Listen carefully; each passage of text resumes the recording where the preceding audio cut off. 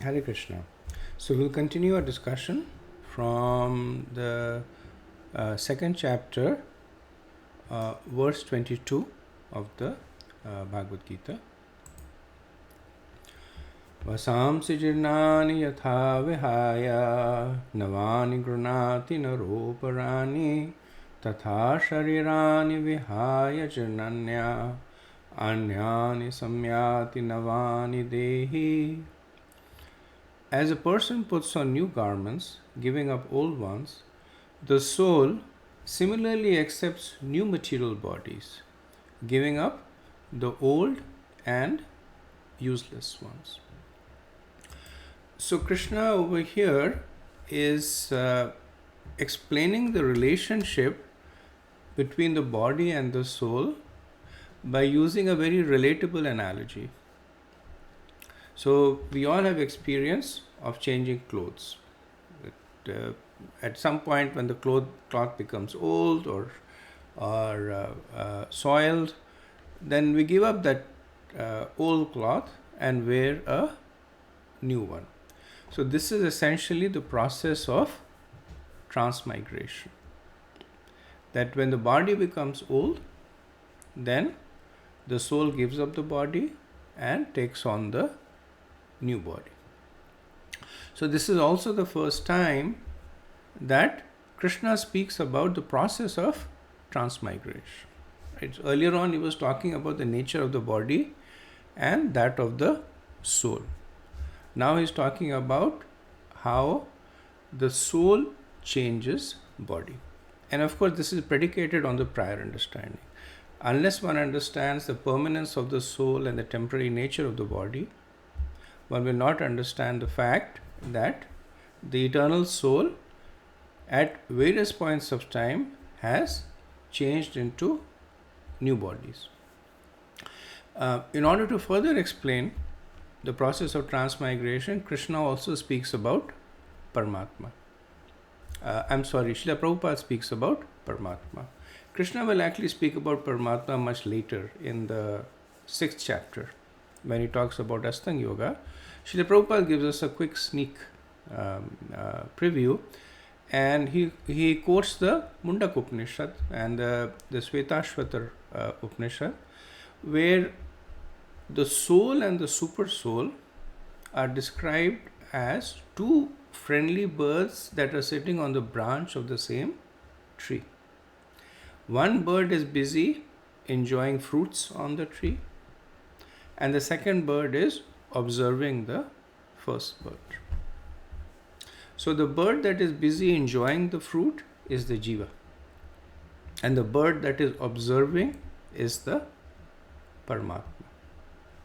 So we had earlier discussed that Krishna is perceived in three ways.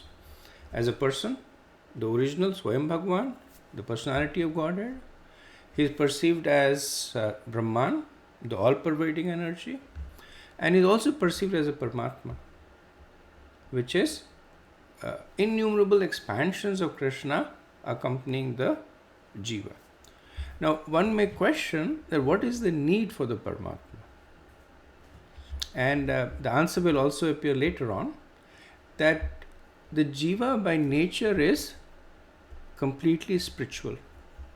It has no understanding of how to operate the material world. It is essentially an alien. Prabhupada would once say jokingly that there is all this search going on for alien civilization, and all you have to do is look into the mirror. We are the original aliens, because our original place of residence is the spiritual world, and we are aliens in this material world. And very much like aliens, we are not equipped to handle matter. It's like when you go to the moon, you're not from there, so you have to put on a suit. Otherwise you will suffocate, the radiations will get you, because you're an alien in that manner. Similarly, the spirit soul is an alien in the material world. So, how does the spirit soul, an alien in the material world, become so accomplished in manipulating the material world? Through the agency of the Paramatma. That essentially all that the soul actually does is to desire. And those desires are fructified by the Paramatma. So if you have to pick up one thing and put it somewhere else, the soul doesn't know how to do that. Right? Because it doesn't know how to operate matter. But it makes that desire. And then the super soul fulfills those desires. So it said there are two things that the super soul looks at: the desire of the soul and what the soul deserves. By a combination of these two, it carries out the desires of the soul. So a soul in the human body may desire to fly, but it won't be able to fly. The super soul does not allow it to fly because it does not deserve that. It hasn't got a body that allows it to fly. On the other hand, when the bird desires to fly, then the super soul manipulates the body in a way that it can fly. So, since time immemorial, the super soul is fulfilling the desires of the soul based on what it deserves. And in addition to this, the super soul is the observer. So while the jiva is busy using the super soul to enjoy the material world, the super soul is witnessing not only all the activities but all the desires of the soul also. And the hard struggle of the jiva in the material body stops when it turns towards the super soul. In other words, when the jiva turns towards Krishna, right? So this notion of the super soul will get further developed, but Prabhupada introduces us with essentially how does the super soul actually accompany and fulfill the desires of the soul. Okay, moving on to the next verse. Okay, verse 23. Nayanam chandati shastrani nayanam dahati pavakaha na chainyam kladyantapo na shoshyati marutaha. The soul can never be cut to pieces by any weapon, nor burned by fire, nor moistened by water, nor withered by the wind. So this is a fairly famous verse that at least in India you will see is recited at the time of the passing away of the people. And actually the second chapter is generally recited over and over again when a person passes away. And the reason is because the second chapter, so it is said that when a person dies, the soul for a while lingers around the body because that's the house that it has known for whatever time it occupied the body, right? So it lingers around that. But hearing the second chapter, then it understands its own nature, it understands the nature of the body, and it also understands the importance of detachment. So that the detachment notion will come later on, and then the soul is pacified and it moves on its journey. So this verse basically is talking about the eternality of the soul and the atomicity of the soul, right? It says that Nenam Chandati Shastrani.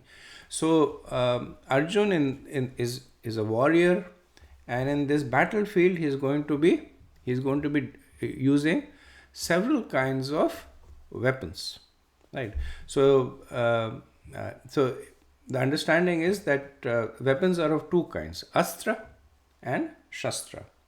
Astra are weapons that are used by in conventional ways, like a sword or a bow and arrow, and a shastra is a divine weapon. So things like the Brahmastra, things like Agni-astra.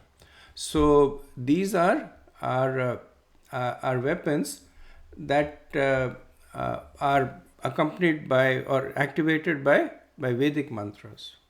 and they have the ability to create water or fire or Vayu Astra, wind. So Arjun might say that maybe I can accept the notion of the soul existing in the body, but when I attack with all these weapons that I have, conventional weapons, or by these divine weapons, what will happen to the soul? So Krishna says, Nenam chindati shastrani. That no weapon will, chindati means cut to pieces. No weapons can destroy the soul. Nenam dahati pavaka. That fire cannot burn it. Na chainyam kladyatapo. Right? That it cannot be withered by the or it cannot be moistened by water. So it cannot be drowned or dissolved by water. Na shoshati maruta. Maruta is wind. Right? That it cannot be withered by the wind. Right? Now, of course, there are many other agents of destruction, but the point that Krishna is making, that no weapon of destruction of any kind can ever affect the soul, for the simple reason that these are all material and the soul is spiritual. Right? So the point that comes up over here also is that not only is the soul eternal, it is also atomic, which means that it is indivisible. You cannot cut a soul, you cannot merge two souls into one another, because if you merge, then essentially they lose their atomicity. And Prabhupada uses this to debunk the Mayavadi theory also, because what the Mayavadi theory is, that from the original Brahman, a small piece of Brahman is cut, like chindati, and that piece of Brahman becomes the Jiva. And at the time of liberation, that Jiva, it merges into the original Brahman and again loses its identity. So that means the atomicity of the soul is temporary. And here Krishna is clearly saying that the atomicity of the soul is eternal. And this nature of the soul is going to be, Krishna will repeat it many times over, different way, in order to drive home this point to Arjuna and to us, that the soul is eternal and the soul is atomic. Okay, let's move on to the next verse. Okay, verse 24. Achedyo yam dayo yam kledyo shoshaya evacha nitya sarvagatah stanor achaloyam sanatana. This individual soul is unbreakable and insoluble, and can be neither burned or dried.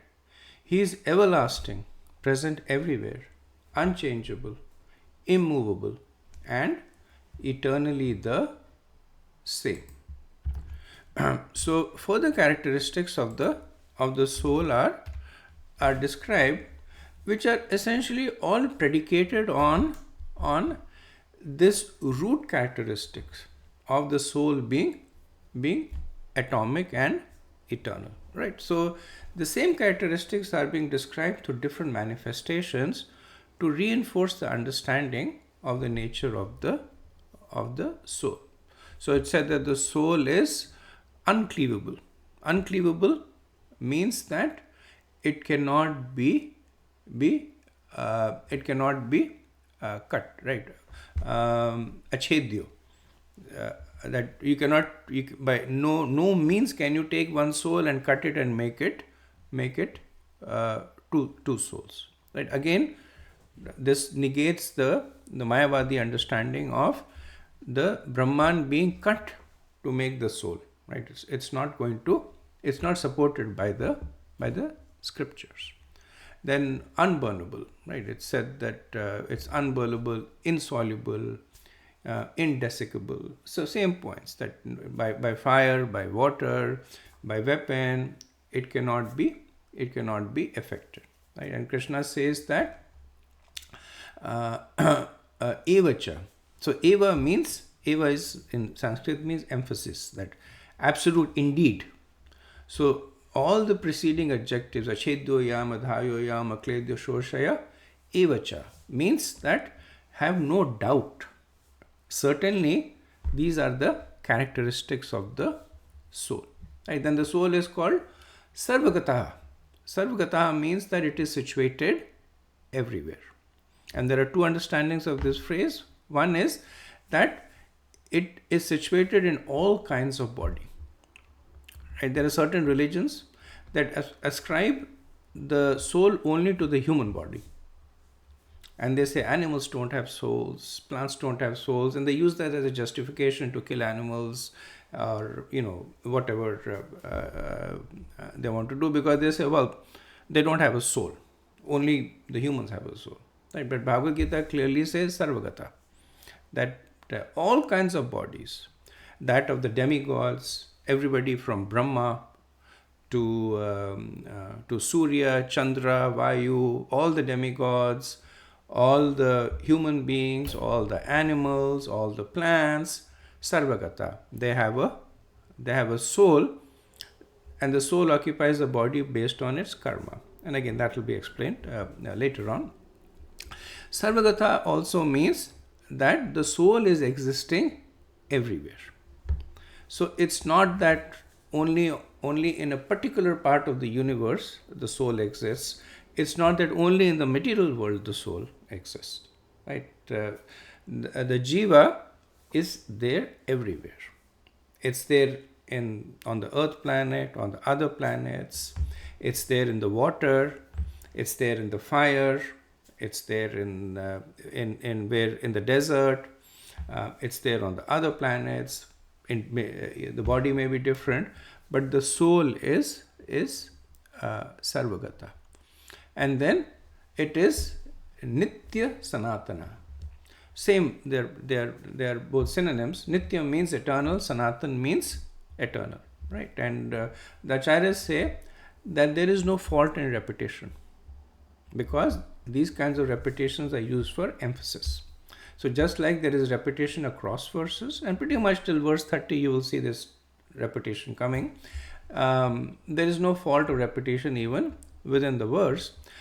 Krishna is trying to drive this point home, and as I mentioned, after this Krishna will not speak about the soul in the rest of the Bhagavad-gita. So he wants to use these from verse 12 to 30, he wants to use this 18-19 verses to unequivocally establish the notion of what the soul is in our minds, and then he moves off, because the rest of the Bhagavad-gita is essentially based on the assumption that we know the soul, at least theoretically. We may not have realized the soul, but at least we know what the soul is. Okay, moving on to next verse 25. Okay, verse 25. Avyakto yam achintyo yam avikaryo yam uchyate tasmadevam viditvainam nanushuchitam arhasi. It is said that the soul is invisible, inconceivable and immutable. Knowing this, you should not grieve for the body. Right. So once again, further attributes of the soul are stated, again predicated on the core understanding of the atomicity and eternality of the soul. So Arjun might say that, Krishna, you keep talking about the soul this, soul that, show me the soul.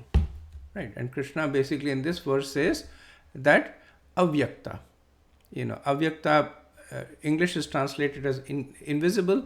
Contextually what it means is that it is beyond the material senses. So we had said earlier on, the soul is 1/10,000th part of the tip of the hair. So the eye cannot see it. Even the most powerful microscope can't see it, because it is avyakta. Avyakta means that it is beyond the material senses. Right? So it's like, consider the fact that we are sitting in a room and we have a cell phone around us. If somebody calls us on the cell phone rings. But do we see that connection happening to the cell phone?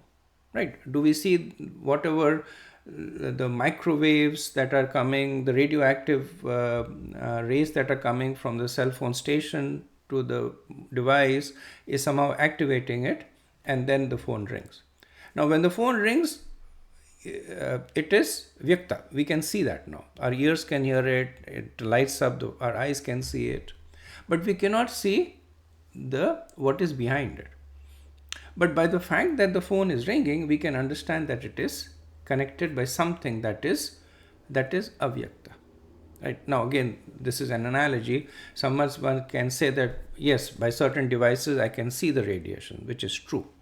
Right? But the point of the analogy is that just because we cannot see something does not mean that it does not exist. Right? So the soul is spiritual in nature. So it is avyakta to the material senses. It is invisible to the material senses. Right? Then the question may be that how can a non-material soul sit and operate in a material environment? Right? So Krishna says achintya. It is inconceivable. Right? Now, if it is inconceivable, one might ask Krishna, then why are you trying to explain it?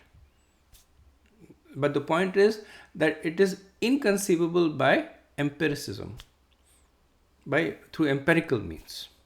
Like you cannot go and open a person's body and say that, okay, this is where I should be able to see the soul. Right? But it is understood through scriptures. So achintya means that inconceivable through any means other than the prescribed means, which is through the eyes of the scriptures. So through the scriptures, the Atma is understood to be Gyan Swarup, right? To be the knower of things and to be knowledge itself. Then what else? Avikarya. So avikarya means so vikar means something that changes. Avikar means it is not subject to changes. So when the body is growing old, the soul is not growing old. When a child is born and when the person dies as an old man, the soul is the same.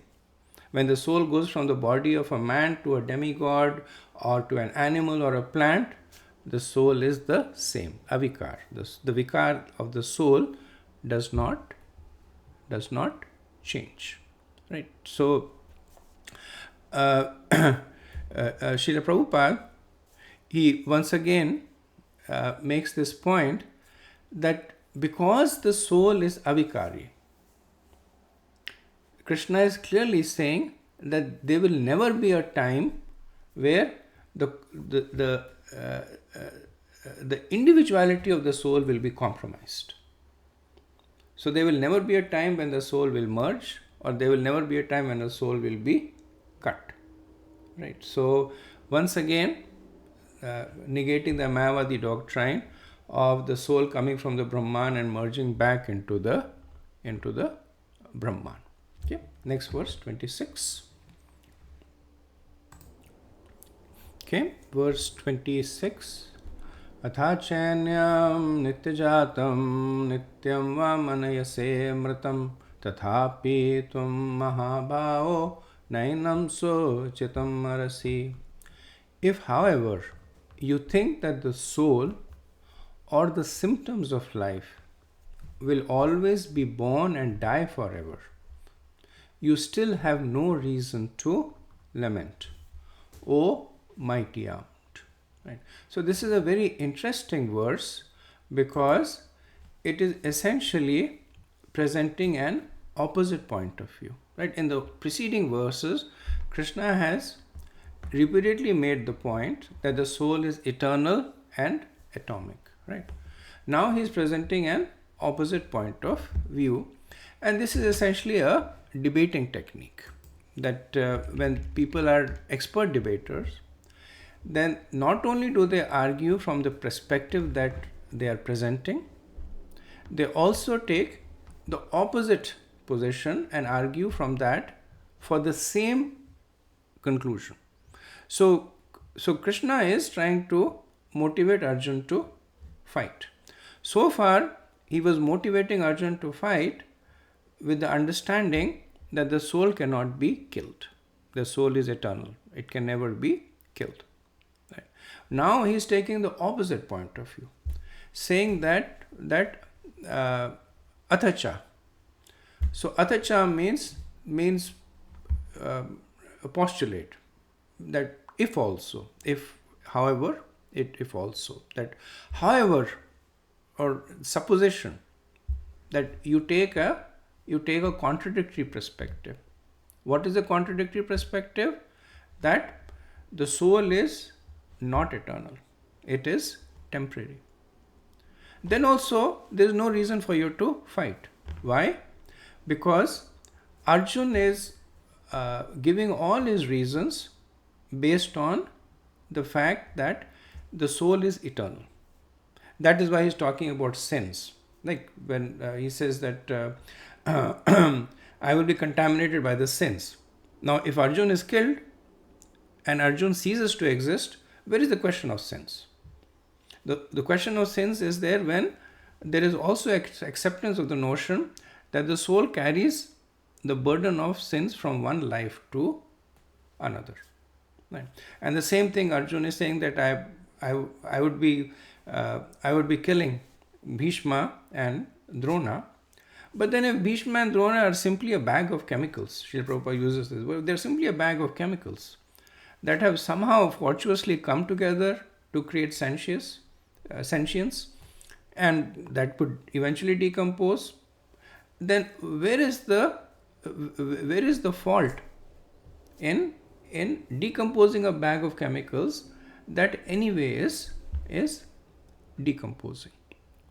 Right. So essentially, this philosophy of the soul being the body, or there being no soul, is also presented in the Vedas. Right. In the Ishopanishad, we'll read how it's said that vidyam cha vidyam, that one should read both knowledge and ignorance. One should understand both. So while there is a part of the Vedas that talk about what is knowledge, there is also part of the Vedas that talks about what is not knowledge. So there is a line of philosophy known as the Lokayatas. And the Lokayata line of philosophy, they say that the body is made up of 4 elements and the body itself is Atma, which means consciousness is simply a symptom of the 4 elements in the body. And just as the body is changing at every moment, the consciousness is changing, and when the body decomposes, the consciousness ceases to exist. So this is very, very close to the scientific understanding right now, that consciousness appears because of a certain kind of chemical reaction that happens when different aspects of material elements come together, right? So the Lokyata is again an ancient. It's an ancient line of thinking. Then the Buddhists, they subscribe to the Vaibhashikas. So the Vaibhashikas, they have a slightly interesting twist on the Lokayatas. They maintain the fact that the soul transmigrates from one body to another. So they subscribe to the notion of transmigration, but not to the eternality of the soul. So under the Buddhist philosophy, when one reaches perfection, the soul is destroyed. And that's why they are known as Shunyavadi. Shunyavadi means, Shunya means zero, void. Right? So the perfection for those who are following the Buddhist philosophy is to become nothing. And as long as they are not nothing, they will continue to the soul will continue to transmigrate, take on different bodies. But when through the process of meditation, the soul realizes that it does not exist, then it ceases to exist. So Krishna is saying that if you accept these other philosophies, now this is the only time in the Bhagavad-gita, and this is the only verse where Krishna speaks about these deviant philosophies, right? So, and he's not speaking them to subscribe to them, right? He's speaking them to basically present to Arjun that all options, whether the bona fide options or the non-bona fide options, should have him come to the same conclusion, that you need to engage in your duty and fighting. You accept the soul as eternal, it's not going to get destroyed, the body gets destroyed. You accept the soul gets destroyed, then there's no reason to lament anyway, right? And in the verse, he says that tathapi tvam mahabhavo. So mahabhavo literally means bahu is arms, mahabhavo is mighty armed one. It's the term that is used for one who is a great warrior. Acharya say Krishna uses that term mockingly, sarcastically, saying that you're famous as a great warrior. You're famous for your discipline. You're famous for the ability to understand instructions and follow them through. But despite that, if you're subscribing to these deviant philosophies, even then there's no reason for you not to fight. And we'll see then. Now from the next verse onwards, it's as if Krishna speaks this verse, puts it out there, and he himself does not refer to it again. The only one verse in the Bhagavad-gita that talks about these philosophies, and it goes back to the point I made earlier on, that context is very, very important in the Bhagavad-gita, right? You will find people who will pick this verse, like atachanyam nityajatam nityam cha manyase mratam, right? They will quote this verse with authority, saying that in Bhagavad-gita, Krishna himself is saying that the soul is destructible, that consciousness is a symptom of the body. So what are you arguing about? But now let's look at the context. That after speaking so many verses about the nature of the soul, why would Krishna say something that is contradictory to that? Right? So he's using it as more as a debating technique. Right? And again, one has to take the viewpoint of the acharyas. He's not only using it as a debating technique, he's also using it in a derogatory sense. That if you're foolish enough to subscribe to these philosophies, even then there is no reason for you not to fight. Okay, let's move on to the next verse. Okay, so verse 27. Jatasya hi dhruvo mrityo dhruvam janma mritasya cha tasmada pariharyarte natvam sochitam marasi. One who has taken his birth is sure to die, and after death one is sure to take birth again. Therefore, in the unavoidable discharge of your duty, you should not lament. Right? This is another very popular word. So, what is Krishna saying? Jatasya hi dhruvo mrityur.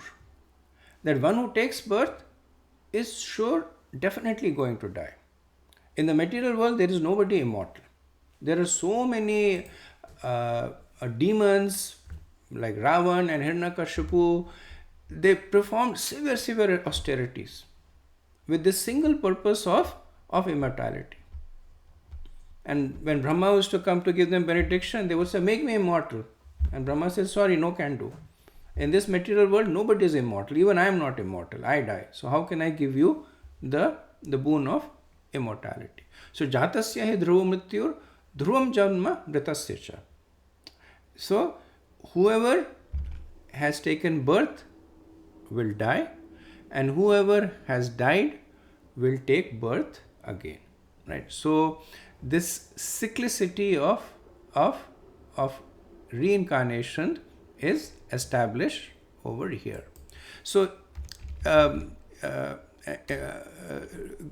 Rishi in his Nyaya philosophy, he kind of expands on this a little bit more, And I'll quickly go over the points that are made, 7 points that are made in this context. Atma is, the soul is eternal. The body is temporary. Birth is the coming together of the eternal Atma with the temporary body that did not exist earlier. Death is the separation of the Atma from the body which now ceases to exist. Birth and death arise from the performance of dharma and adharma. So, if the soul was not eternal, it would not be accepted as the foundation of dharma, because then nothing will exist before birth and after death. So the conclusion is that because soul is eternal, dharma is eternal, and because soul is eternal and dharma is eternal, so is birth and death eternal. Right? So this line of reasoning essentially takes us to the conclusion that this verse is saying. Chatasya dhruva mityur dhruva janma mritasya. Dhruva means absolutely, certainly. Dhruva means something that is unshakable. Like there is the Dhruv Tara, right? The pole star that never changes, moves from its position. So definitely anything that takes birth dies. And definitely anything that dies takes birth. Now devotees may say, but there is one situation in which you take birth, you die and don't take birth. That is when you get liberated. True, but that's not a material situation. So within the realm of the material world, jatasya dhrum mityur dhrum janma mritasya. So in there is a saying, it's like a little bit tongue in cheek, that the original cause of death is birth. So there may be many secondary causes. One may have an accident, one may fall sick, whatever, but they are all secondary causes. The original cause of death is birth. The mortality rate among living beings is 100%. Right? So empirically, it is verifiable. Of course, now what is not empirically verifiable is that everybody who dies takes birth again. That we do it from, we perceive it from the Shastra Chakshu, from the eyes of the scriptures. And Krishna in this, he again introduces something that was implicit explicitly over here, tasmad aparyarate. He says, therefore, in the unavoidable discharge of your duty. Right? Same point is being made again, that just because the body is temporary and the soul is eternal, it does not excuse indiscriminate killing. It doesn't mean that you go about killing people saying you're dying anyway, or you kill people saying you can't really be killed because your soul is eternal. No, you'll be punished, and both by the law and by the principles of dharma also. But in the unavoidable discharge of your duty, if your duty calls for it, if the judge is sitting on the seat and he ascertains that the criminal needs to be given the death sentence, then it is his duty to give the death sentence. And by giving the death sentence, he is not contaminated by any sin. In fact, by not giving the death sentence, he is contaminated by the sin of not doing the duty of the judge. Same point is being made to Arjuna, that you're a warrior, it is your duty to defend the principles of dharma. And in that, if you are killing, it is supported by dharma. If you do not, then you will be contaminated by sins. So earlier on in the first chapter, if you remember verses 43 to 45, Arjuna had said that if I kill my guru and elders, I will contaminate it by sin. Right? And Krishna has first dismantled the notion of killing, saying you cannot kill that which is eternal, and you cannot save that which is perishable. Now he is actually giving Arjuna the opposite perspective, that if you do not follow your dharma, then you will be contaminated by sins. Right? So another of Arjun's objection is dismantled by Krishna over here. Okay, so moving on to the next verse. Okay, verse 28. Avyaktadini bhutani vyaktamadhyani bharata avyakta nidananneva tatra ka paridevana. All created beings are unmanifest in their beginning, manifest in their interim state, and unmanifest again when annihilated. So what need is there for lamentation? So here Krishna is talking about the material body, right? So he has described the Atma to be unchangeable, immutable. All those adjectives he has used to describe the nature of the soul. Now he's saying that the body, it is unmanifest in the beginning, which means, and we can take ourselves an example, that our body did not exist before we were born. Then manifest in the interim state. So our current state, the body is manifest. You can touch it. You can observe it. You can feel it. And then unmanifest when annihilated. So when the soul leaves the body, then the body decomposes. Whether it gets burned or buried or whatever, it gets decomposed. So the point that Krishna is making is that even the body is eternal.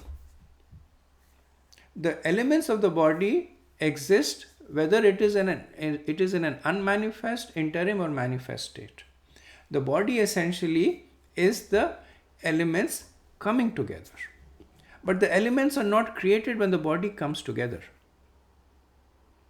The elements were always there, but they come together to create the body and then they dissipate when the body is destroyed. And even in the interim state, the body is growing, the body is producing byproducts, and the elements are being released and the elements are being absorbed. So those who are students of science can recognize this as the law of conservation of matter. Right? That matter can neither be created nor destroyed. Right? It simply changes forms. So Krishna is speaking this verse as an addendum to the verse 26, in which he said that if you assume that there is no soul and there is only the body, then I am giving you further reasons to not lament the destruction of the body, because even the body doesn't get destroyed. The elements of the body exist before, they exist during, and they exist afterwards. Right? And this flux of the elements is inevitable and constant. Right? It's said that not in the Gita, but there are some philosophies that say that every 7 years the body is basically is regenerated completely at an atomic level. So it's a completely new body, and so the body is constantly changing, giving out matter and accepting new matter. So then Krishna says that tatraka paridevana. Then what is the need for you to lament? Whether you accept my point that I said in verse 20, that the soul is eternal, whether you accept the point that I said in verse 27, that there is no soul and the body is everything, I have demonstrated to you that the soul cannot be destroyed, and now I am demonstrating to you that the body cannot be destroyed. So in either cases, there is no need for you to lament. So whether you accept the first theory or the second theory, there should not be any grief. Okay, moving on to the next verse. Okay, verse 29. Ascharyavat pasyati kaschidenam ascharyavat vadati tatheva chanya ascharyavatchenam annashunoti Shutvapyenam vedana chevya kasched. Some look on the soul as amazing. Some describe him as amazing. And some hear of him as amazing. While others, even after hearing about him, cannot understand him at all. Right? So this is known as the amazing verse. So the Ascharya means amazing. And you will see that every line has Ascharya. Ascharya Pashati, Ascharyavat Vadati, Ascharyavat Chainam. And fourth line doesn't have Ascharya, but it has the Enam Vedana Cheva. That is amazing, right? And as per the rules of Sanskrit grammar, the word Ascharya or amazing can be applied to, it can modify four things in this verse. So it can modify soul, right, which is what the translation talks about, that some look upon the soul as amazing. So the soul is amazing. So many qualities have been given about the soul, that Nainam Chindati Shastrani, Nainam Dahati Pavaka, Acheddu Yamadhayu. So many qualities of the soul, eternal, atomic, existing everywhere. So the soul is amazing. We may think that with this we understand the soul, but we haven't even scratched the surface of understanding the soul. So the soul is amazing. Then the amazing can also qualify the people who look upon the soul. So these are people who are inquisitive about spirituality. They are amazing. They are very rare. It's said of millions and billions of jivas and billions of births will very, very rarely take upon this spiritual quest. Such people are amazing. The third is that the act of examining the soul is amazing. Like having developed that inquisitiveness about the nature of the soul, when one pursues the study of the scriptures to understand the soul through the Bhagavad-gita, Bhagavatam, other scriptures, that act is amazing. Right? So just one who embarks on this spiritual journey. The previous verse just talks about one who's inquisitive about it. That is there something beyond the body? Is there something that is beyond material, that is spiritual? That is amazing. And of the millions of jivas, a few will develop inquisitiveness about the soul. Of the millions who develop inquisitiveness about the soul, a very few will actually embark on pursuing the understanding of the soul through the eyes of the Vedas. So that is amazing. And then the fourth amazing is how amazing is this combination of the body and the soul. So how the body gets animated by the presence of the soul, how the soul pervades the bodies of all forms, whether it's small or big, how the same soul can in one birth be in a plant, in another birth in an animal, in another birth in a human, in another birth in a demigod. All this is amazing, right? So everything related to the soul is amazing. So Krishna speaks this verse to talk about the extraordinary nature of the soul and the extraordinary nature of the spiritualists and the extraordinary nature of spirituality. Right. So while it is being clearly explained, it is also difficult to understand. And this is not to drive away people, quite the opposite. The statement is made to invite the people to follow the prescribed process. Like somebody says, I want to become a quantum physicist. Right? Very, very difficult abstract concepts to understand, but there is a process to understand it. That you first understand conventional physics, first understand empirical matter, then start understanding the nature of quantum existence. So while it is difficult to understand, there is a process that enables you to understand it. So Krishna is essentially inviting us. And he's glorifying us also at the same time. That you're reading the Bhagavad-gita, very good. You are an amazing person because you're following this amazing process to look upon the amazing soul. Okay, moving on to the next verse. Okay, verse 30.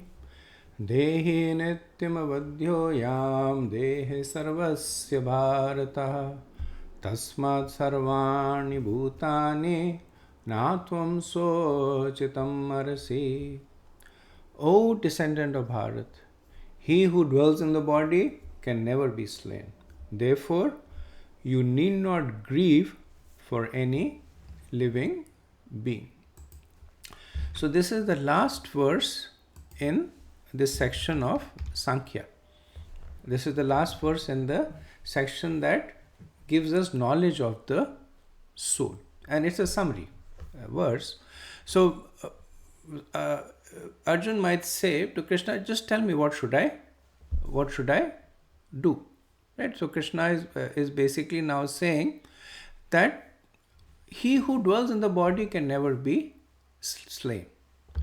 So what should you do? He says, na tvam sochitam arasi.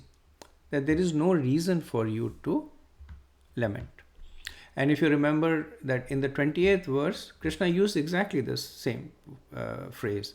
Jatasya dhruva matyo dhruva janma mritasya cha tasmad aparyararte na tvam sochitam arhasi. You should not lament. Right? And in the verse 28, he said, tatraka paridevana. That there is no need to lament. Right?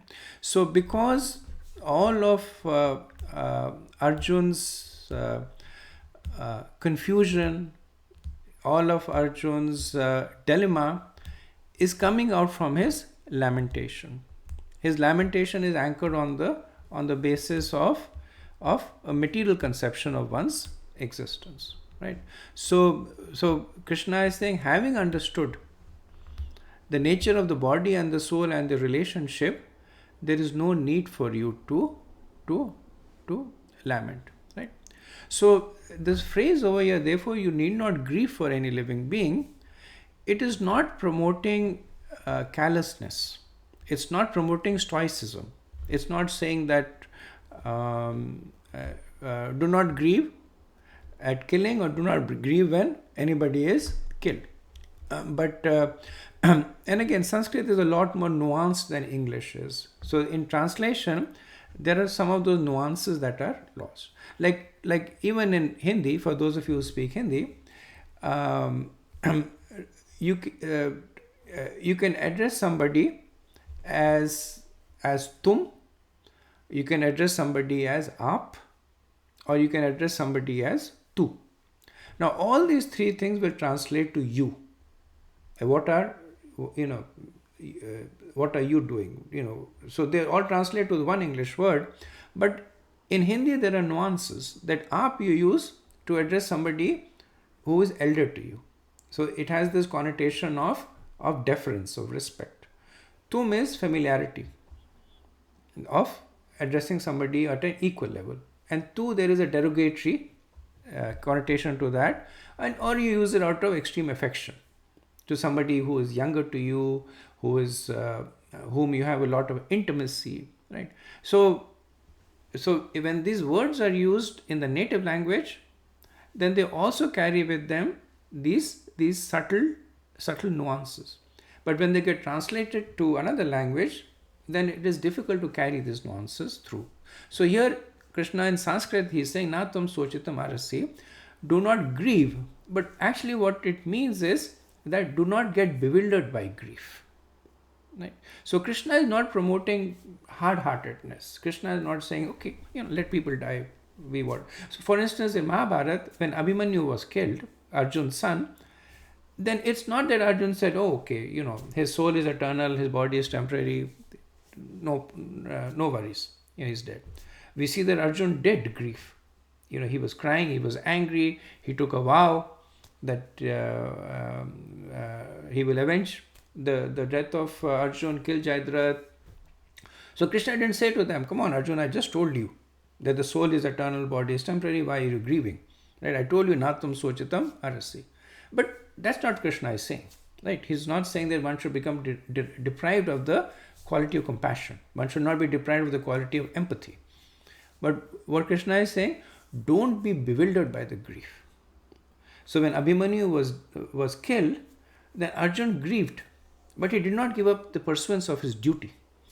He continued with his duty, right? He did not become bewildered, saying that, oh, I don't know what to do, I'm leaving the battlefield, now my son is dead, there's nothing else for me. No, right? So that is Natam Sochitam Arasi. That is the purport of what